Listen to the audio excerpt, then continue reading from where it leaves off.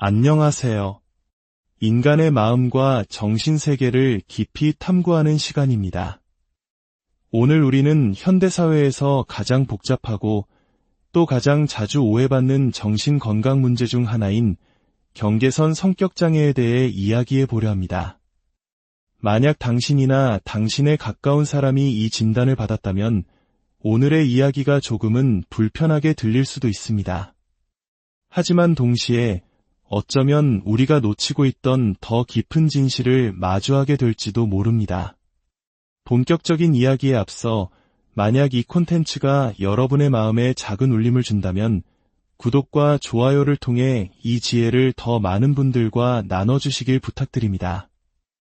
어둠 속에서 길을 찾는 누군가에게 당신의 작은 행동이 등불이 될 수 있습니다. 여러분의 삶에 늘 평안과 지혜가 함께하기를 기원합니다. 현대 정신의학계에서 경계선 성격장애, 즉 BPD는 가장 잘못 진단되기 쉬운 성격장애 중 하나로 꼽힙니다.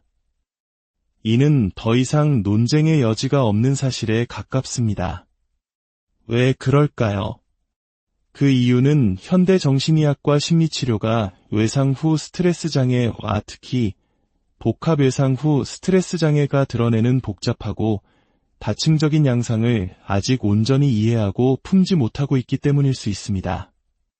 솔직히 말씀드리자면 제게 BPD 진단을 받았다고 말하는 사람들 중 압도적인 다수가 실제로 BPD를 가지고 있다고 저는 확신하지 못합니다. 제 개인적인 경험과 분석에 따르면 그들 중 실제 BPD에 해당하는 경우는 약 10%에서 15%에 불과할 것입니다.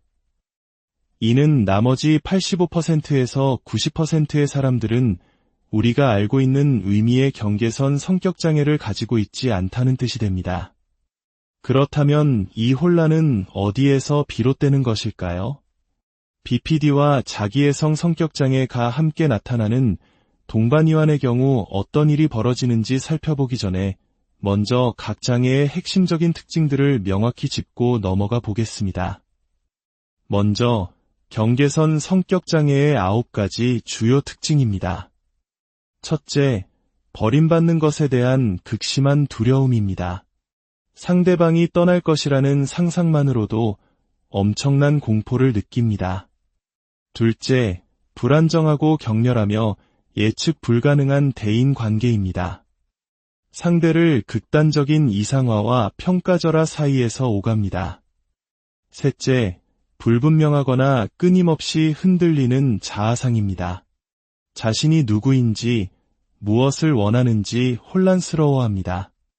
넷째, 충동 조절의 어려움과 충동적인 행동입니다.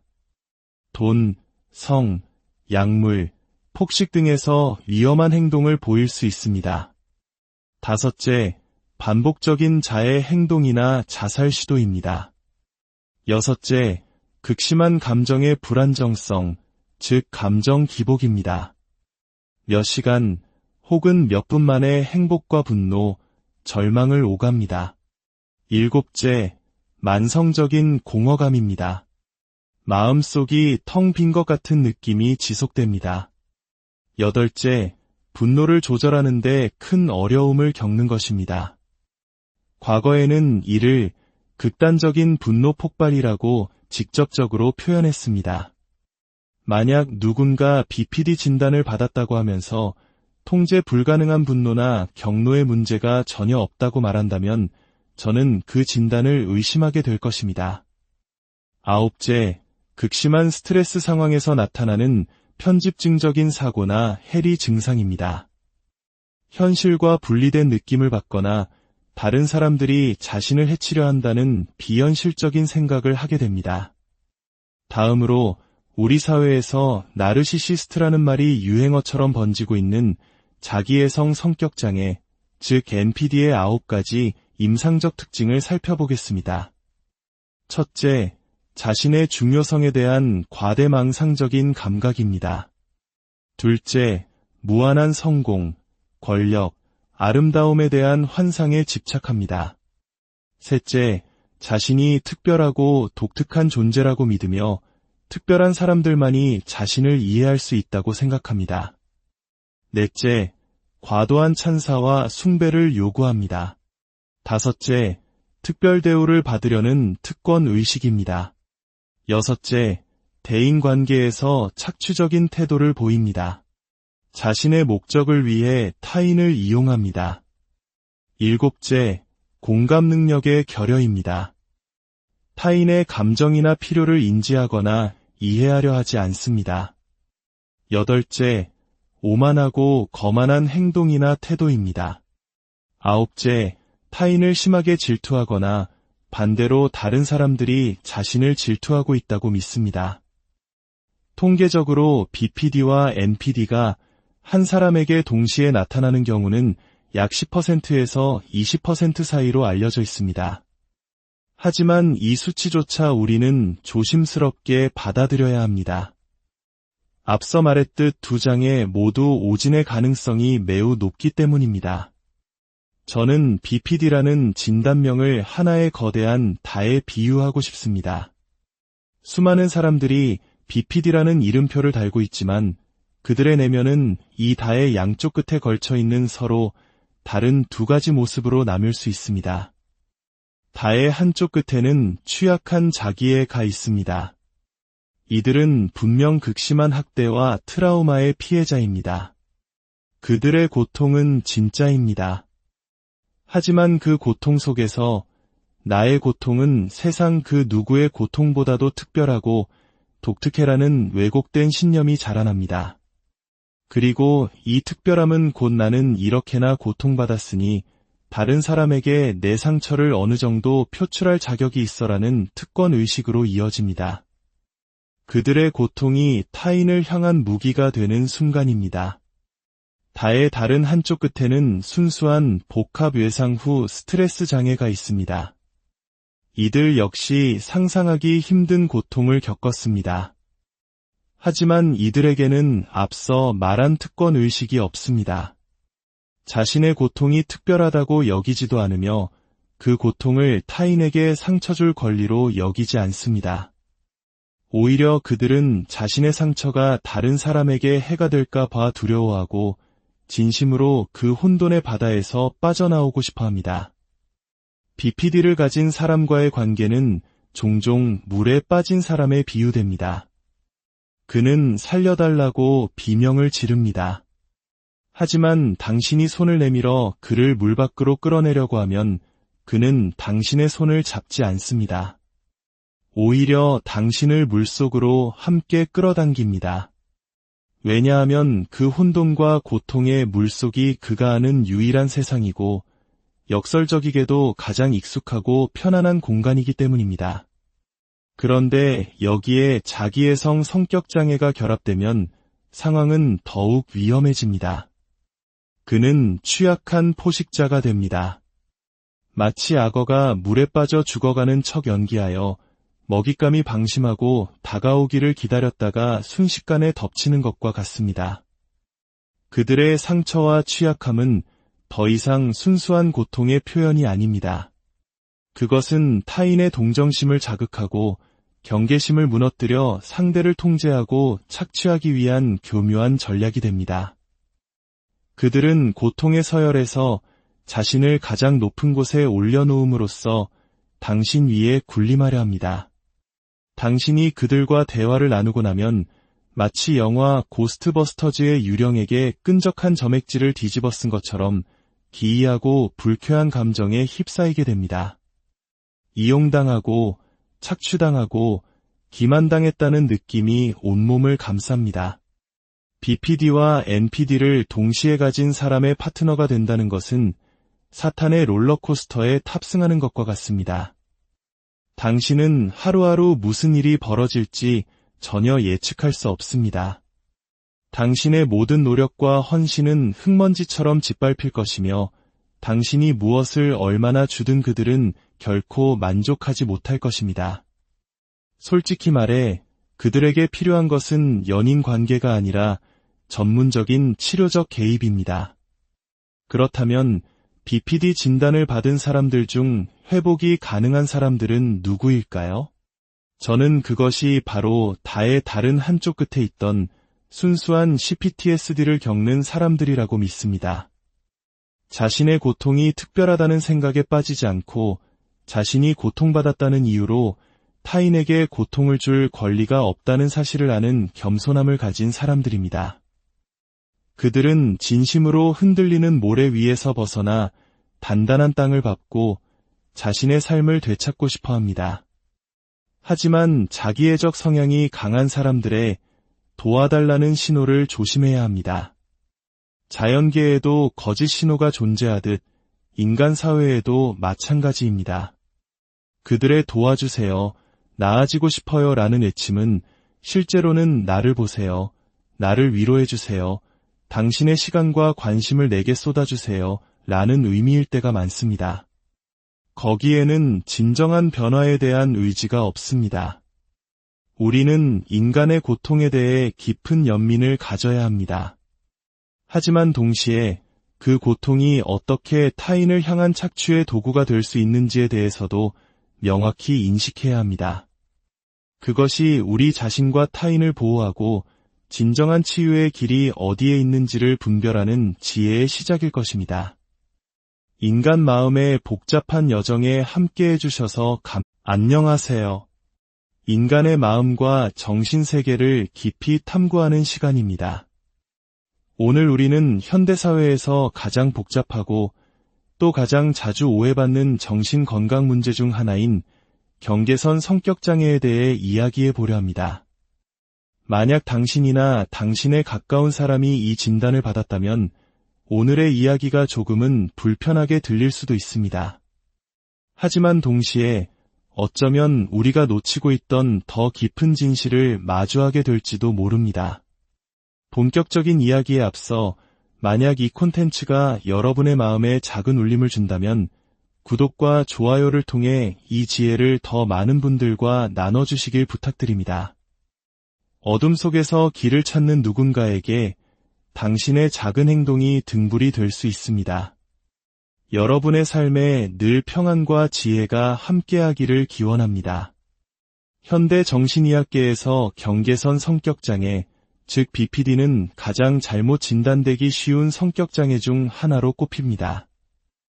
이는 더 이상 논쟁의 여지가 없는 사실에 가깝습니다. 왜 그럴까요?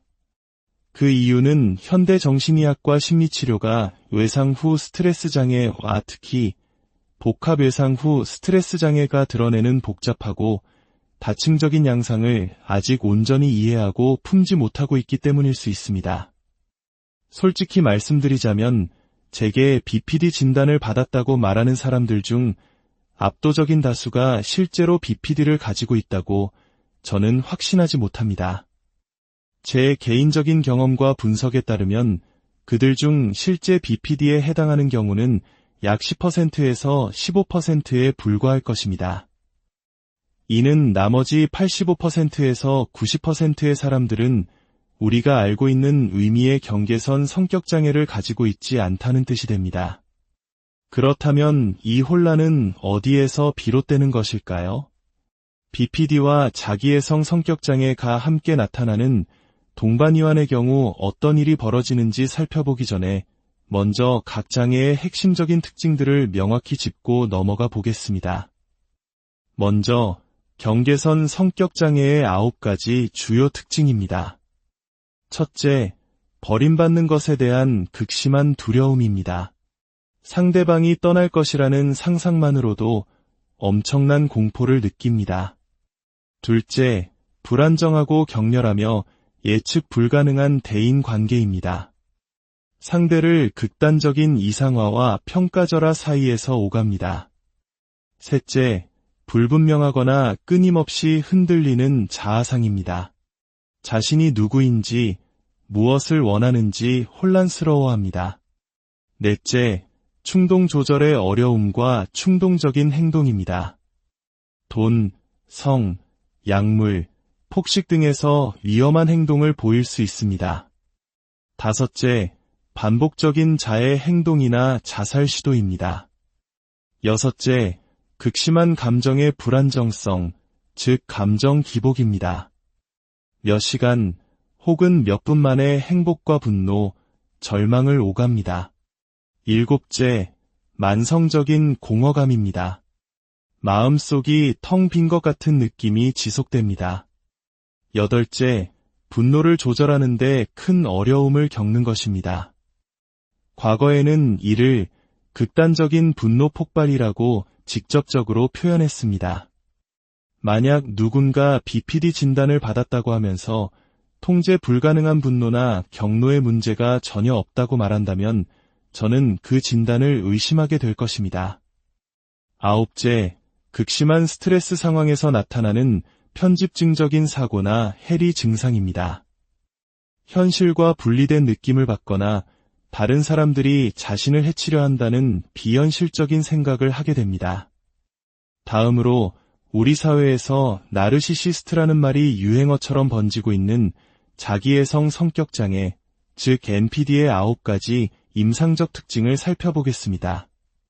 첫째, 자신의 중요성에 대한 과대망상적인 감각입니다. 둘째, 무한한 성공, 권력, 아름다움에 대한 환상에 집착합니다. 셋째, 자신이 특별하고 독특한 존재라고 믿으며 특별한 사람들만이 자신을 이해할 수 있다고 생각합니다. 넷째, 과도한 찬사와 숭배를 요구합니다. 다섯째, 특별 대우를 받으려는 특권 의식입니다. 여섯째, 대인관계에서 착취적인 태도를 보입니다. 자신의 목적을 위해 타인을 이용합니다. 일곱째, 공감 능력의 결여입니다. 타인의 감정이나 필요를 인지하거나 이해하려 하지 않습니다. 여덟째, 오만하고 거만한 행동이나 태도입니다. 아홉째, 타인을 심하게 질투하거나 반대로 다른 사람들이 자신을 질투하고 있다고 믿습니다. 통계적으로 BPD와 NPD가 한 사람에게 동시에 나타나는 경우는 약 10%에서 20% 사이로 알려져 있습니다. 하지만 이 수치조차 우리는 조심스럽게 받아들여야 합니다. 앞서 말했듯 두 장애 모두 오진의 가능성이 매우 높기 때문입니다. 저는 BPD라는 진단명을 하나의 거대한 다에 비유하고 싶습니다. 수많은 사람들이 BPD라는 이름표를 달고 있지만 그들의 내면은 이 다의 양쪽 끝에 걸쳐 있는 서로 다른 두 가지 모습으로 나뉠 수 있습니다. 다의 한쪽 끝에는 취약한 자기애가 있습니다. 이들은 분명 극심한 학대와 트라우마의 피해자입니다. 그들의 고통은 진짜입니다. 하지만 그 고통 속에서 나의 고통은 세상 그 누구의 고통보다도 특별하고 독특해라는 왜곡된 신념이 자라납니다. 그리고 이 특별함은 곧 나는 이렇게나 고통받았으니 다른 사람에게 내 상처를 어느 정도 표출할 자격이 있어라는 특권 의식으로 이어집니다. 그들의 고통이 타인을 향한 무기가 되는 순간입니다. 다의 다른 한쪽 끝에는 순수한 복합 외상 후 스트레스 장애가 있습니다. 이들 역시 상상하기 힘든 고통을 겪었습니다. 하지만 이들에게는 앞서 말한 특권 의식이 없습니다. 자신의 고통이 특별하다고 여기지도 않으며 그 고통을 타인에게 상처 줄 권리로 여기지 않습니다. 오히려 그들은 자신의 상처가 다른 사람에게 해가 될까 봐 두려워하고 진심으로 그 혼돈의 바다에서 빠져나오고 싶어 합니다. BPD를 가진 사람과의 관계는 종종 물에 빠진 사람에 비유됩니다. 그는 살려달라고 비명을 지릅니다. 하지만 당신이 손을 내밀어 그를 물 밖으로 끌어내려고 하면 그는 당신의 손을 잡지 않습니다. 오히려 당신을 물속으로 함께 끌어당깁니다. 왜냐하면 그 혼돈과 고통의 물속이 그가 아는 유일한 세상이고 역설적이게도 가장 익숙하고 편안한 공간이기 때문입니다. 그런데 여기에 자기애성 성격장애가 결합되면 상황은 더욱 위험해집니다. 그는 취약한 포식자가 됩니다. 마치 악어가 물에 빠져 죽어가는 척 연기하여 먹잇감이 방심하고 다가오기를 기다렸다가 순식간에 덮치는 것과 같습니다. 그들의 상처와 취약함은 더 이상 순수한 고통의 표현이 아닙니다. 그것은 타인의 동정심을 자극하고 경계심을 무너뜨려 상대를 통제하고 착취하기 위한 교묘한 전략이 됩니다. 그들은 고통의 서열에서 자신을 가장 높은 곳에 올려놓음으로써 당신 위에 군림하려 합니다.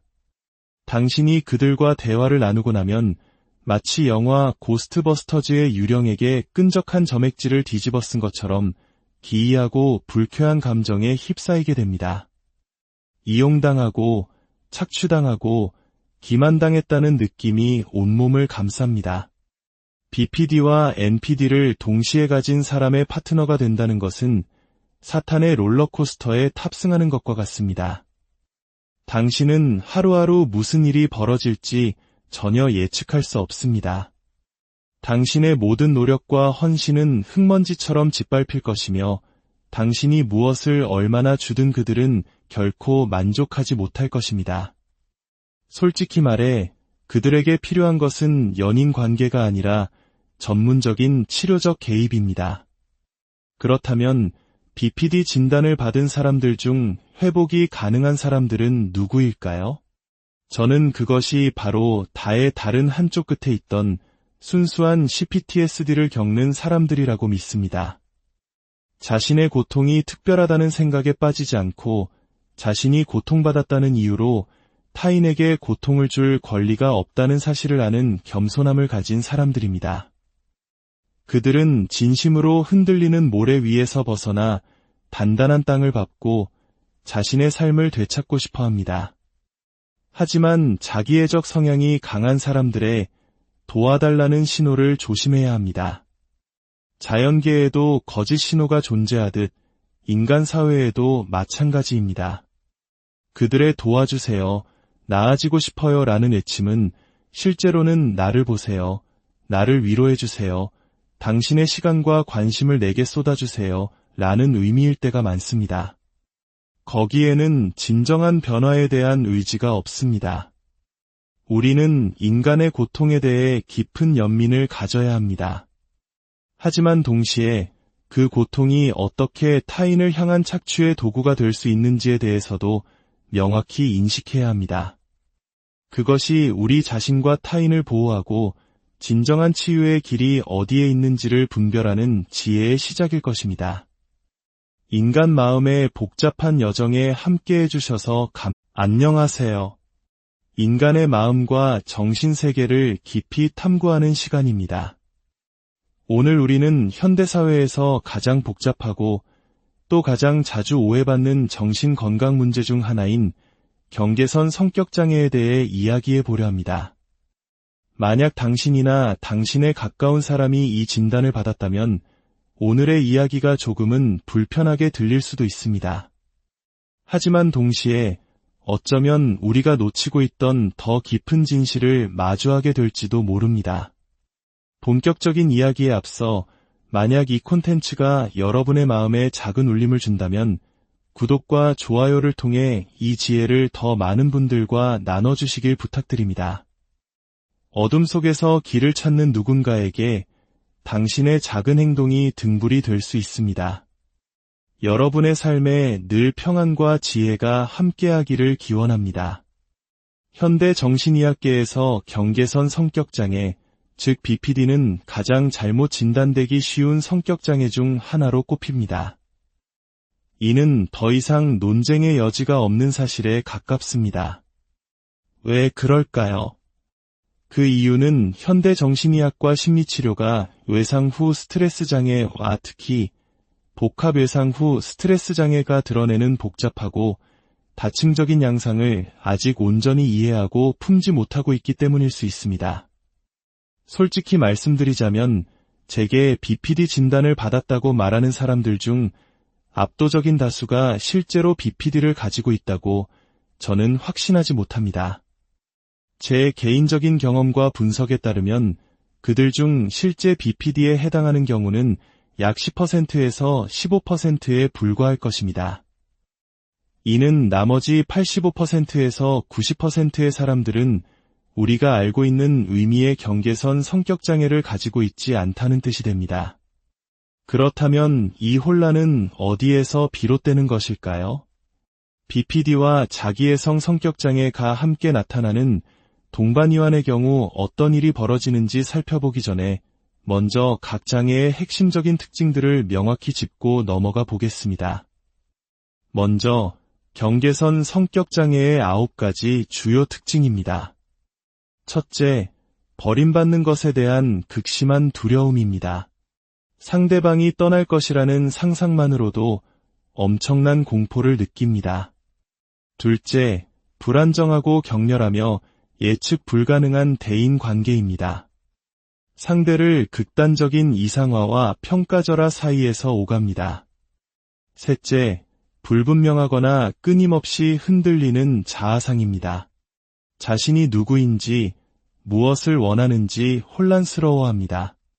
넷째, 충동 조절의 어려움과 충동적인 행동입니다. 돈, 성, 약물, 폭식 등에서 위험한 행동을 보일 수 있습니다. 다섯째, 반복적인 자해 행동이나 자살 시도입니다. 여섯째, 극심한 감정의 불안정성, 즉 감정 기복입니다. 몇 시간 혹은 몇 분 만에 행복과 분노, 절망을 오갑니다. 일곱째, 만성적인 공허감입니다. 마음속이 텅 빈 것 같은 느낌이 지속됩니다. 여덟째, 분노를 조절하는 데 큰 어려움을 겪는 것입니다. 과거에는 이를 극단적인 분노 폭발이라고 직접적으로 표현했습니다. 만약 누군가 BPD 진단을 받았다고 하면서 통제 불가능한 분노나 경로의 문제가 전혀 없다고 말한다면 저는 그 진단을 의심하게 될 것입니다. 아홉째, 극심한 스트레스 상황에서 나타나는 편집증적인 사고나 해리 증상입니다. 현실과 분리된 느낌을 받거나 다른 사람들이 자신을 해치려 한다는 비현실적인 생각을 하게 됩니다. 다음으로 우리 사회에서 나르시시스트라는 말이 유행어처럼 번지고 있는 자기애성 성격장애, 즉 NPD의 9가지 임상적 특징을 살펴보겠습니다. 첫째, 자신의 중요성에 대한 과대망상적인 감각입니다. 둘째, 무한한 성공, 권력, 아름다움에 대한 환상에 집착합니다. 셋째, 자신이 특별하고 독특한 존재라고 믿으며 특별한 사람들만이 자신을 이해할 수 있다고 생각합니다. 넷째, 과도한 찬사와 숭배를 요구합니다. 다섯째, 특별 대우를 받으려는 특권 의식입니다. 여섯째, 대인관계에서 착취적인 태도를 보입니다. 자신의 목적을 위해 타인을 이용합니다. 일곱째, 공감 능력의 결여입니다. 타인의 감정이나 필요를 인지하거나 이해하려 하지 않습니다. 여덟째, 오만하고 거만한 행동이나 태도입니다. 아홉째, 타인을 심하게 질투하거나 반대로 다른 사람들이 자신을 질투하고 있다고 믿습니다. 통계적으로 BPD와 NPD가 한 사람에게 동시에 나타나는 경우는 약 10%에서 20% 사이로 알려져 있습니다. 하지만 이 수치조차 우리는 조심스럽게 받아들여야 합니다. 앞서 말했듯 두 장애 모두 오진의 가능성이 매우 높기 때문입니다.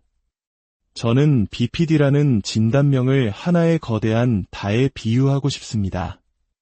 수많은 사람들이 BPD라는 이름표를 달고 있지만 그들의 내면은 이 다의 양쪽 끝에 걸쳐 있는 서로 다른 두 가지 모습으로 나뉠 수 있습니다.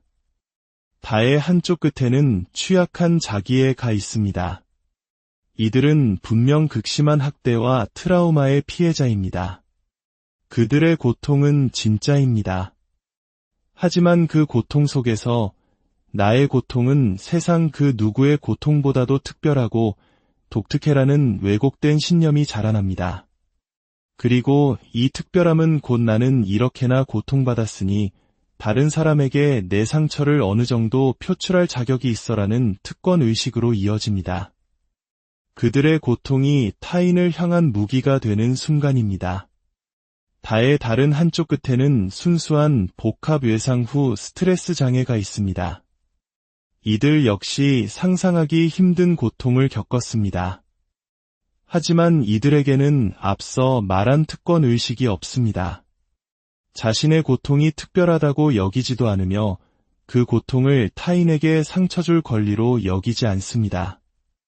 오히려 그들은 자신의 상처가 다른 사람에게 해가 될까 봐 두려워하고 진심으로 그 혼돈의 바다에서 빠져나오고 싶어 합니다.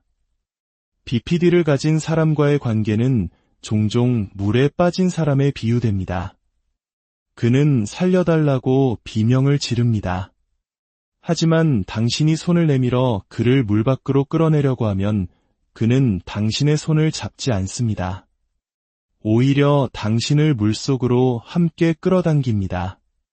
왜냐하면 그 혼돈과 고통의 물속이 그가 아는 유일한 세상이고 역설적이게도 가장 익숙하고 편안한 공간이기 때문입니다. 그런데 여기에 자기애성 성격장애가 결합되면 상황은 더욱 위험해집니다. 그는 취약한 포식자가 됩니다. 마치 악어가 물에 빠져 죽어가는 척 연기하여 먹잇감이 방심하고 다가오기를 기다렸다가 순식간에 덮치는 것과 같습니다. 그들의 상처와 취약함은 더 이상 순수한 고통의 표현이 아닙니다. 그것은 타인의 동정심을 자극하고 경계심을 무너뜨려 상대를 통제하고 착취하기 위한 교묘한 전략이 됩니다. 그들은 고통의 서열에서 자신을 가장 높은 곳에 올려놓음으로써 당신 위에 군림하려 합니다. 당신이 그들과 대화를 나누고 나면 마치 영화 고스트버스터즈의 유령에게 끈적한 점액질을 뒤집어 쓴 것처럼 기이하고 불쾌한 감정에 휩싸이게 됩니다. 이용당하고 착취당하고 기만당했다는 느낌이 온몸을 감쌉니다. BPD와 NPD를 동시에 가진 사람의 파트너가 된다는 것은 사탄의 롤러코스터에 탑승하는 것과 같습니다. 당신은 하루하루 무슨 일이 벌어질지 전혀 예측할 수 없습니다. 당신의 모든 노력과 헌신은 흙먼지처럼 짓밟힐 것이며 당신이 무엇을 얼마나 주든 그들은 결코 만족하지 못할 것입니다. 솔직히 말해 그들에게 필요한 것은 연인 관계가 아니라 전문적인 치료적 개입입니다. 그렇다면 BPD 진단을 받은 사람들 중 회복이 가능한 사람들은 누구일까요? 저는 그것이 바로 다의 다른 한쪽 끝에 있던 순수한 CPTSD를 겪는 사람들이라고 믿습니다. 자신의 고통이 특별하다는 생각에 빠지지 않고 자신이 고통받았다는 이유로 타인에게 고통을 줄 권리가 없다는 사실을 아는 겸손함을 가진 사람들입니다. 그들은 진심으로 흔들리는 모래 위에서 벗어나 단단한 땅을 밟고 자신의 삶을 되찾고 싶어 합니다. 하지만 자기애적 성향이 강한 사람들의 도와달라는 신호를 조심해야 합니다. 자연계에도 거짓 신호가 존재하듯 인간 사회에도 마찬가지입니다. 그들의 도와주세요, 나아지고 싶어요 라는 외침은 실제로는 나를 보세요, 나를 위로해주세요, 당신의 시간과 관심을 내게 쏟아주세요 라는 의미일 때가 많습니다. 거기에는 진정한 변화에 대한 의지가 없습니다. 우리는 인간의 고통에 대해 깊은 연민을 가져야 합니다. 하지만 동시에 그 고통이 어떻게 타인을 향한 착취의 도구가 될 수 있는지에 대해서도 명확히 인식해야 합니다. 그것이 우리 자신과 타인을 보호하고 진정한 치유의 길이 어디에 있는지를 분별하는 지혜의 시작일 것입니다. 인간 마음의 복잡한 여정에 함께해 주셔서 안녕하세요. 인간의 마음과 정신세계를 깊이 탐구하는 시간입니다. 오늘 우리는 현대사회에서 가장 복잡하고 또 가장 자주 오해받는 정신건강 문제 중 하나인 경계선 성격장애에 대해 이야기해 보려 합니다. 만약 당신이나 당신의 가까운 사람이 이 진단을 받았다면 오늘의 이야기가 조금은 불편하게 들릴 수도 있습니다. 하지만 동시에 어쩌면 우리가 놓치고 있던 더 깊은 진실을 마주하게 될지도 모릅니다.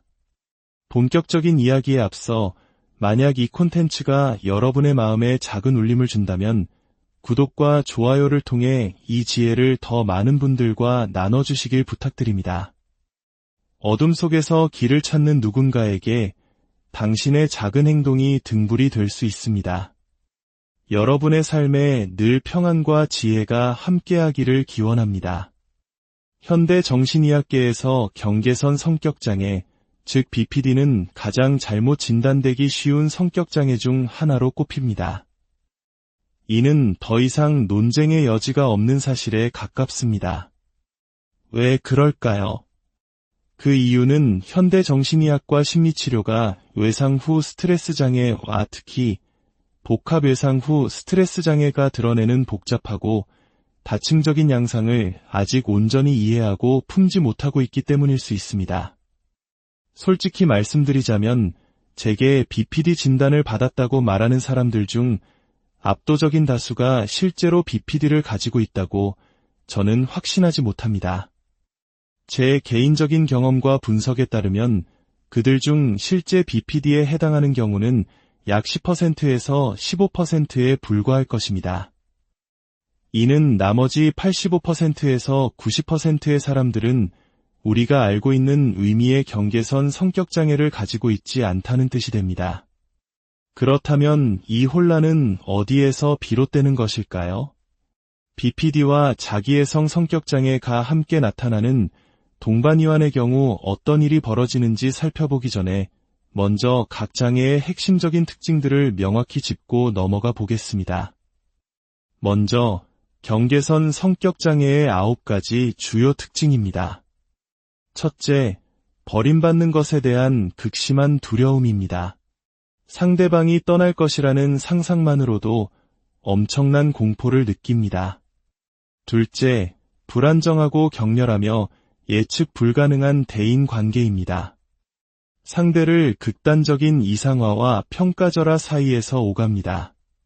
셋째, 불분명하거나 끊임없이 흔들리는 자아상입니다. 자신이 누구인지, 무엇을 원하는지 혼란스러워합니다. 넷째, 충동 조절의 어려움과 충동적인 행동입니다. 돈, 성, 약물, 폭식 등에서 위험한 행동을 보일 수 있습니다. 다섯째, 반복적인 자해 행동이나 자살 시도입니다. 여섯째, 극심한 감정의 불안정성, 즉 감정 기복입니다. 몇 시간 혹은 몇 분 만에 행복과 분노, 절망을 오갑니다. 일곱째, 만성적인 공허감입니다. 마음속이 텅 빈 것 같은 느낌이 지속됩니다. 여덟째, 분노를 조절하는 데 큰 어려움을 겪는 것입니다. 과거에는 이를 극단적인 분노 폭발이라고 직접적으로 표현했습니다. 만약 누군가 BPD 진단을 받았다고 하면서 통제 불가능한 분노나 경노의 문제가 전혀 없다고 말한다면 저는 그 진단을 의심하게 될 것입니다. 아홉째, 극심한 스트레스 상황에서 나타나는 편집증적인 사고나 해리 증상입니다. 현실과 분리된 느낌을 받거나 다른 사람들이 자신을 해치려 한다는 비현실적인 생각을 하게 됩니다. 다음으로 우리 사회에서 나르시시스트라는 말이 유행어처럼 번지고 있는 자기애성 성격장애, 즉 NPD의 9가지 임상적 특징을 살펴보겠습니다. 첫째, 자신의 중요성에 대한 과대망상적인 감각입니다. 둘째, 무한한 성공, 권력, 아름다움에 대한 환상에 집착합니다. 셋째, 자신이 특별하고 독특한 존재라고 믿으며 특별한 사람들만이 자신을 이해할 수 있다고 생각합니다. 넷째, 과도한 찬사와 숭배를 요구합니다. 다섯째, 특별 대우를 받으려는 특권 의식입니다. 여섯째, 대인관계에서 착취적인 태도를 보입니다. 자신의 목적을 위해 타인을 이용합니다. 일곱째, 공감 능력의 결여입니다. 타인의 감정이나 필요를 인지하거나 이해하려 하지 않습니다. 여덟째, 오만하고 거만한 행동이나 태도입니다. 아홉째, 타인을 심하게 질투하거나 반대로 다른 사람들이 자신을 질투하고 있다고 믿습니다. 통계적으로 BPD와 NPD가 한 사람에게 동시에 나타나는 경우는 약 10%에서 20% 사이로 알려져 있습니다. 하지만 이 수치조차 우리는 조심스럽게 받아들여야 합니다. 앞서 말했듯 두 장애 모두 오진의 가능성이 매우 높기 때문입니다. 저는 BPD라는 진단명을 하나의 거대한 다에 비유하고 싶습니다. 수많은 사람들이 BPD라는 이름표를 달고 있지만 그들의 내면은 이 다의 양쪽 끝에 걸쳐 있는 서로 다른 두 가지 모습으로 나뉠 수 있습니다. 다의 한쪽 끝에는 취약한 자기애가 있습니다. 이들은 분명 극심한 학대와 트라우마의 피해자입니다. 그들의 고통은 진짜입니다. 하지만 그 고통 속에서 나의 고통은 세상 그 누구의 고통보다도 특별하고 독특해라는 왜곡된 신념이 자라납니다. 그리고 이 특별함은 곧 나는 이렇게나 고통받았으니 다른 사람에게 내 상처를 어느 정도 표출할 자격이 있어라는 특권의식으로 이어집니다. 그들의 고통이 타인을 향한 무기가 되는 순간입니다. 다의 다른 한쪽 끝에는 순수한 복합 외상 후 스트레스 장애가 있습니다. 이들 역시 상상하기 힘든 고통을 겪었습니다. 하지만 이들에게는 앞서 말한 특권의식이 없습니다. 자신의 고통이 특별하다고 여기지도 않으며 그 고통을 타인에게 상처 줄 권리로 여기지 않습니다. 오히려 그들은 자신의 상처가 다른 사람에게 해가 될까 봐 두려워하고 진심으로 그 혼돈의 바다에서 빠져나오고 싶어 합니다. BPD를 가진 사람과의 관계는 종종 물에 빠진 사람에 비유됩니다. 그는 살려달라고 비명을 지릅니다. 하지만 당신이 손을 내밀어 그를 물 밖으로 끌어내려고 하면 그는 당신의 손을 잡지 않습니다. 오히려 당신을 물속으로 함께 끌어당깁니다. 왜냐하면 그 혼돈과 고통의 물속이 그가 아는 유일한 세상이고 역설적이게도 가장 익숙하고 편안한 공간이기 때문입니다. 그런데 여기에 자기애성 성격장애가 결합되면 상황은 더욱 위험해집니다. 그는 취약한 포식자가 됩니다. 마치 악어가 물에 빠져 죽어가는 척 연기하여 먹잇감이 방심하고 다가오기를 기다렸다가 순식간에 덮치는 것과 같습니다. 그들의 상처와 취약함은 더 이상 순수한 고통의 표현이 아닙니다. 그것은 타인의 동정심을 자극하고 경계심을 무너뜨려 상대를 통제하고 착취하기 위한 교묘한 전략이 됩니다. 그들은 고통의 서열에서 자신을 가장 높은 곳에 올려놓음으로써 당신 위에 군림하려 합니다. 당신이 그들과 대화를 나누고 나면 마치 영화 고스트버스터즈의 유령에게 끈적한 점액질을 뒤집어 쓴 것처럼 기이하고 불쾌한 감정에 휩싸이게 됩니다. 이용당하고 착취당하고 기만당했다는 느낌이 온몸을 감쌉니다. BPD와 NPD를 동시에 가진 사람의 파트너가 된다는 것은 사탄의 롤러코스터에 탑승하는 것과 같습니다. 당신은 하루하루 무슨 일이 벌어질지 전혀 예측할 수 없습니다. 당신의 모든 노력과 헌신은 흙먼지처럼 짓밟힐 것이며 당신이 무엇을 얼마나 주든 그들은 결코 만족하지 못할 것입니다. 솔직히 말해 그들에게 필요한 것은 연인 관계가 아니라 전문적인 치료적 개입입니다. 그렇다면 BPD 진단을 받은 사람들 중 회복이 가능한 사람들은 누구일까요? 저는 그것이 바로 다의 다른 한쪽 끝에 있던 순수한 CPTSD를 겪는 사람들이라고 믿습니다. 자신의 고통이 특별하다는 생각에 빠지지 않고 자신이 고통받았다는 이유로 타인에게 고통을 줄 권리가 없다는 사실을 아는 겸손함을 가진 사람들입니다. 그들은 진심으로 흔들리는 모래 위에서 벗어나 단단한 땅을 밟고 자신의 삶을 되찾고 싶어 합니다. 하지만 자기애적 성향이 강한 사람들의 도와달라는 신호를 조심해야 합니다. 자연계에도 거짓 신호가 존재하듯 인간 사회에도 마찬가지입니다.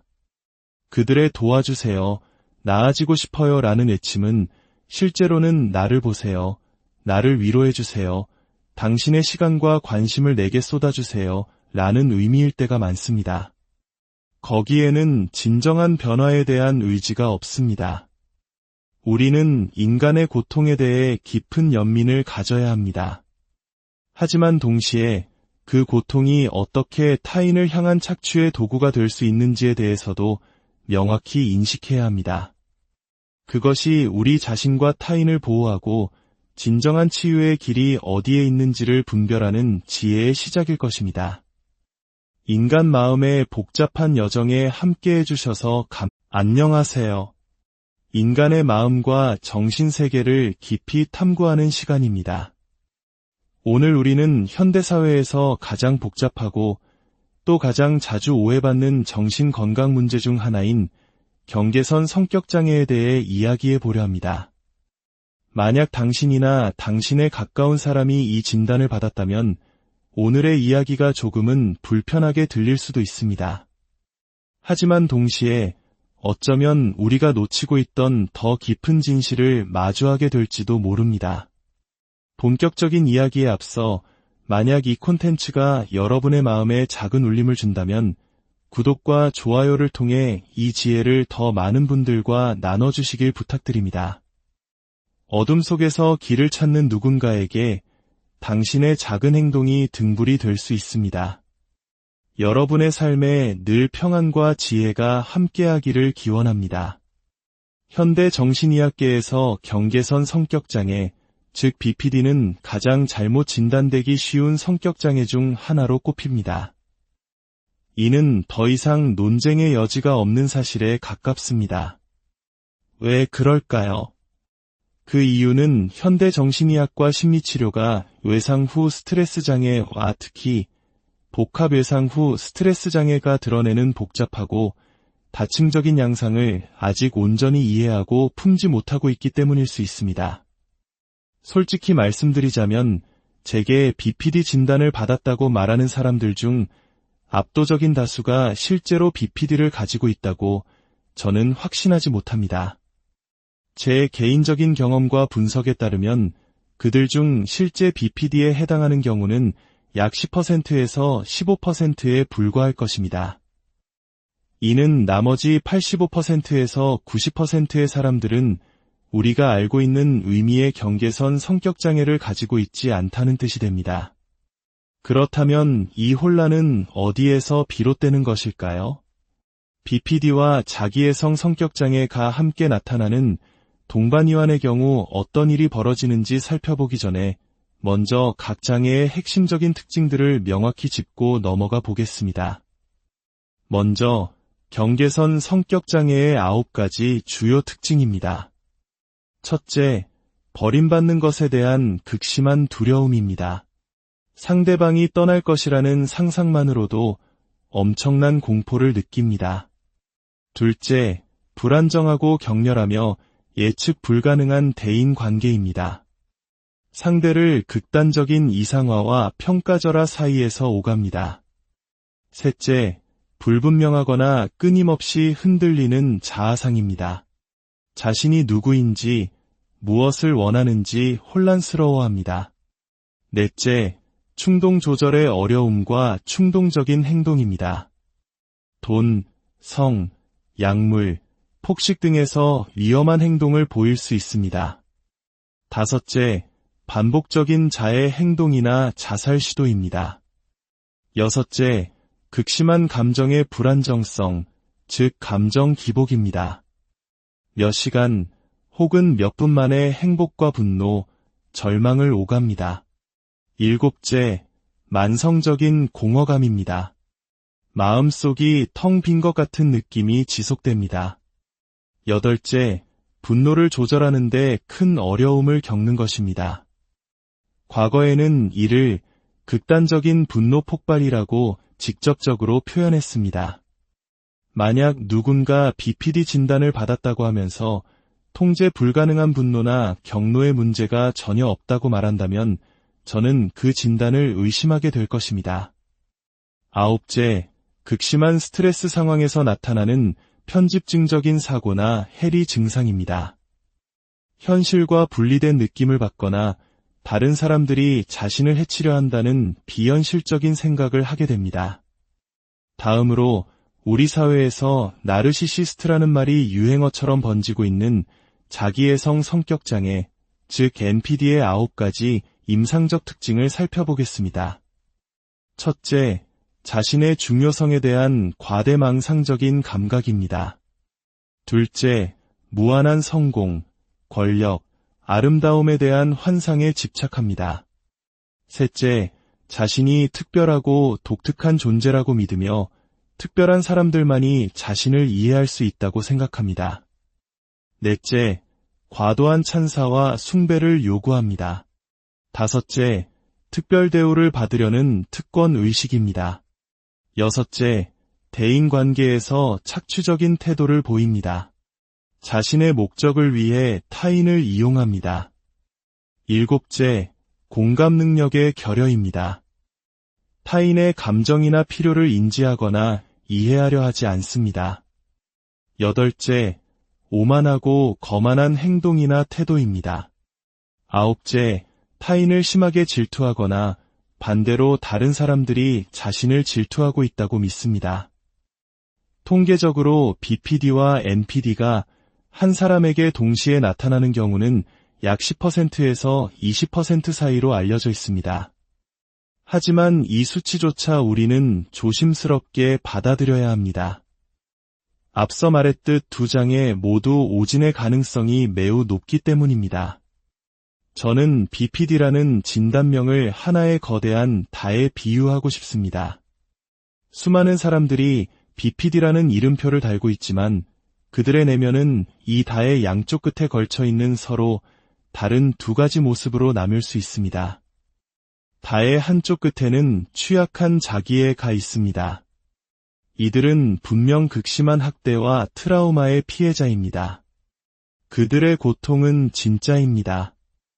하지만 그 고통 속에서 나의 고통은 세상 그 누구의 고통보다도 특별하고 독특해라는 왜곡된 신념이 자라납니다. 그리고 이 특별함은 곧 나는 이렇게나 고통받았으니 다른 사람에게 내 상처를 어느 정도 표출할 자격이 있어라는 특권의식으로 이어집니다. 그들의 고통이 타인을 향한 무기가 되는 순간입니다. 다의 다른 한쪽 끝에는 순수한 복합 외상 후 스트레스 장애가 있습니다. 이들 역시 상상하기 힘든 고통을 겪었습니다. 하지만 이들에게는 앞서 말한 특권 의식이 없습니다. 자신의 고통이 특별하다고 여기지도 않으며 그 고통을 타인에게 상처 줄 권리로 여기지 않습니다. 오히려 그들은 자신의 상처가 다른 사람에게 해가 될까 봐 두려워하고 진심으로 그 혼돈의 바다에서 빠져나오고 싶어 합니다. BPD를 가진 사람과의 관계는 종종 물에 빠진 사람에 비유됩니다. 그는 살려달라고 비명을 지릅니다. 하지만 당신이 손을 내밀어 그를 물 밖으로 끌어내려고 하면 그는 당신의 손을 잡지 않습니다. 오히려 당신을 물속으로 함께 끌어당깁니다.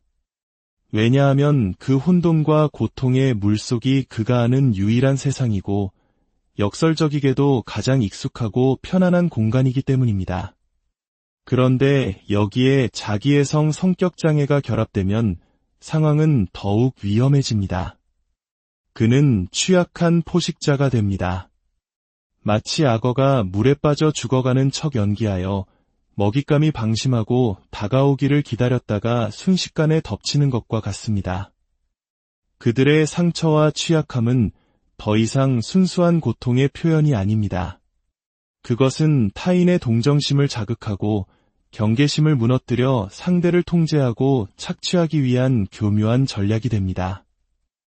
그들은 고통의 서열에서 자신을 가장 높은 곳에 올려놓음으로써 당신 위에 군림하려 합니다. 당신이 그들과 대화를 나누고 나면 마치 영화 고스트버스터즈의 유령에게 끈적한 점액질을 뒤집어 쓴 것처럼 기이하고 불쾌한 감정에 휩싸이게 됩니다. 이용당하고 착취당하고 기만당했다는 느낌이 온몸을 감쌉니다. BPD와 NPD를 동시에 가진 사람의 파트너가 된다는 것은 사탄의 롤러코스터에 탑승하는 것과 같습니다. 당신은 하루하루 무슨 일이 벌어질지 전혀 예측할 수 없습니다. 당신의 모든 노력과 헌신은 흙먼지처럼 짓밟힐 것이며 당신이 무엇을 얼마나 주든 그들은 결코 만족하지 못할 것입니다. 솔직히 말해 그들에게 필요한 것은 연인 관계가 아니라 전문적인 치료적 개입입니다. 그렇다면 BPD 진단을 받은 사람들 중 회복이 가능한 사람들은 누구일까요? 저는 그것이 바로 다의 다른 한쪽 끝에 있던 순수한 CPTSD를 겪는 사람들이라고 믿습니다. 자신의 고통이 특별하다는 생각에 빠지지 않고 자신이 고통받았다는 이유로 타인에게 고통을 줄 권리가 없다는 사실을 아는 겸손함을 가진 사람들입니다. 그들은 진심으로 흔들리는 모래 위에서 벗어나 단단한 땅을 밟고 자신의 삶을 되찾고 싶어 합니다. 하지만 자기애적 성향이 강한 사람들의 도와달라는 신호를 조심해야 합니다. 자연계에도 거짓 신호가 존재하듯 인간 사회에도 마찬가지입니다. 그들의 도와주세요, 나아지고 싶어요 라는 외침은 실제로는 나를 보세요, 나를 위로해주세요, 당신의 시간과 관심을 내게 쏟아주세요 라는 의미일 때가 많습니다. 거기에는 진정한 변화에 대한 의지가 없습니다. 우리는 인간의 고통에 대해 깊은 연민을 가져야 합니다. 하지만 동시에 그 고통이 어떻게 타인을 향한 착취의 도구가 될 수 있는지에 대해서도 명확히 인식해야 합니다. 그것이 우리 자신과 타인을 보호하고 진정한 치유의 길이 어디에 있는지를 분별하는 지혜의 시작일 것입니다. 인간 마음의 복잡한 여정에 함께해 주셔서 안녕하세요. 인간의 마음과 정신세계를 깊이 탐구하는 시간입니다. 오늘 우리는 현대사회에서 가장 복잡하고 또 가장 자주 오해받는 정신건강 문제 중 하나인 경계선 성격장애에 대해 이야기해 보려 합니다. 만약 당신이나 당신의 가까운 사람이 이 진단을 받았다면 오늘의 이야기가 조금은 불편하게 들릴 수도 있습니다. 하지만 동시에 어쩌면 우리가 놓치고 있던 더 깊은 진실을 마주하게 될지도 모릅니다. 본격적인 이야기에 앞서 만약 이 콘텐츠가 여러분의 마음에 작은 울림을 준다면 구독과 좋아요를 통해 이 지혜를 더 많은 분들과 나눠주시길 부탁드립니다. 어둠 속에서 길을 찾는 누군가에게 당신의 작은 행동이 등불이 될 수 있습니다. 여러분의 삶에 늘 평안과 지혜가 함께하기를 기원합니다. 현대 정신의학계에서 경계선 성격장애, 즉 BPD는 가장 잘못 진단되기 쉬운 성격장애 중 하나로 꼽힙니다. 이는 더 이상 논쟁의 여지가 없는 사실에 가깝습니다. 왜 그럴까요? 그 이유는 현대 정신의학과 심리치료가 외상 후 스트레스 장애와 특히 복합 외상 후 스트레스 장애가 드러내는 복잡하고 다층적인 양상을 아직 온전히 이해하고 품지 못하고 있기 때문일 수 있습니다. 솔직히 말씀드리자면 제게 BPD 진단을 받았다고 말하는 사람들 중 압도적인 다수가 실제로 BPD를 가지고 있다고 저는 확신하지 못합니다. 제 개인적인 경험과 분석에 따르면 그들 중 실제 BPD에 해당하는 경우는 약 10%에서 15%에 불과할 것입니다. 이는 나머지 85%에서 90%의 사람들은 우리가 알고 있는 의미의 경계선 성격장애를 가지고 있지 않다는 뜻이 됩니다. 그렇다면 이 혼란은 어디에서 비롯되는 것일까요? BPD와 자기애성 성격장애가 함께 나타나는 동반이완의 경우 어떤 일이 벌어지는지 살펴보기 전에 먼저 각 장애의 핵심적인 특징들을 명확히 짚고 넘어가 보겠습니다. 먼저 경계선 성격장애의 9가지 주요 특징입니다. 첫째, 버림받는 것에 대한 극심한 두려움입니다. 상대방이 떠날 것이라는 상상만으로도 엄청난 공포를 느낍니다. 둘째, 불안정하고 격렬하며 예측 불가능한 대인 관계입니다. 상대를 극단적인 이상화와 평가절하 사이에서 오갑니다. 셋째, 불분명하거나 끊임없이 흔들리는 자아상입니다. 자신이 누구인지,